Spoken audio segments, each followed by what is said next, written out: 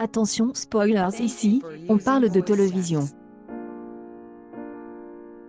De la télé-réalité au JT de 13h en passant par les polars régionaux de France 3, 20 minutes. Et, surtout, l'incroyable équipe de rédaction de la rubrique Retro TV, composée d'une personne, scrute tout ce qui passe sur le petit écran. Mais si, vous savez, cette boîte qui anime et dont les jeunes se servent pour regarder YouTube. Chaque samedi, c'est donc ici que vous retrouverez nos coups de CR, ou pas, toutes les infos croustillantes et les indiscrétions de la semaine. Allez, on jette un coup d'œil à l'actuelle. Elle est de retour pour tenter de jouer les mauvais tours. Maître Gabriel Machowski, interprété par Isabelle Nanty, plaide à nouveau au tribunal dans la 4e saison de Munch, diffusée depuis le 21 octobre dernier. Le coup d'envoi donne la semaine dernière à attire 4,4 millions de fans, un score en baisse de 600 000 personnes par rapport à la précédente saison, lancée en janvier 2020. Toutefois, la série de TF1 se rattrape avec le replay qui offre à Munch 600 000 téléspectateurs et téléspectatrices supplémentaires. Vous pensez avoir croisé Denis Brognard dans la rue il y a 2 jours? Il va probablement falloir prendre rendez-vous chez l'ophtalmologue. L'animateur est en vol loin de la France il y a plusieurs semaines pour tourner la prochaine saison de Koh-Lanta. Si son lieu d'atterrissage reste secret, on sait que la production de l'émission n'est pas retournée en Polynésie française, où ont été filmées les saisons des Armes secrètes et de la légende. Cette fois-ci, direction l'Asie, selon un hashtag subtilement placé par Denis Brognard sur un de ses derniers posts Instagram. Il n'était pas au top de sa forme et il ne sera probablement jamais au top des charts non plus.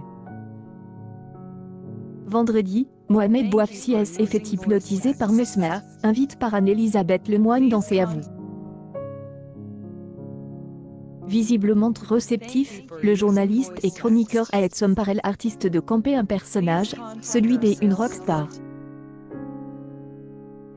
Pas de story media pour Mohamed Bouafsi qui se fait hypnotiser par Mesmer sur le plateau de Savou.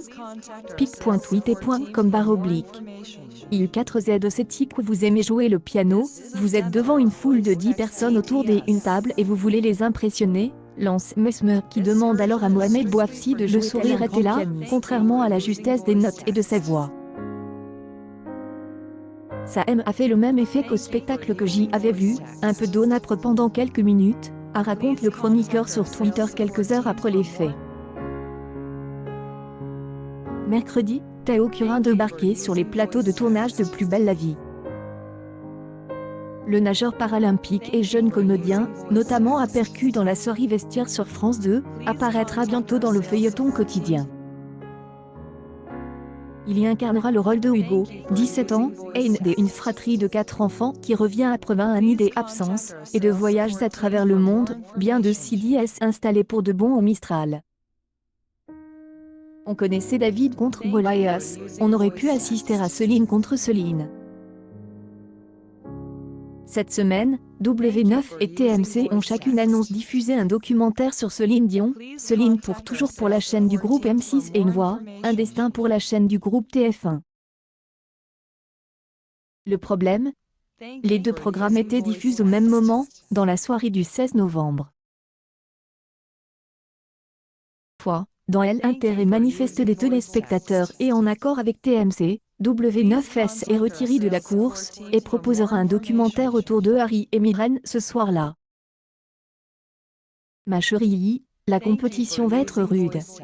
Le 15 novembre, Christina Cordula donnera le top 10 part d'une semaine spéciale vote du public, pour les reines du shopping sur M6.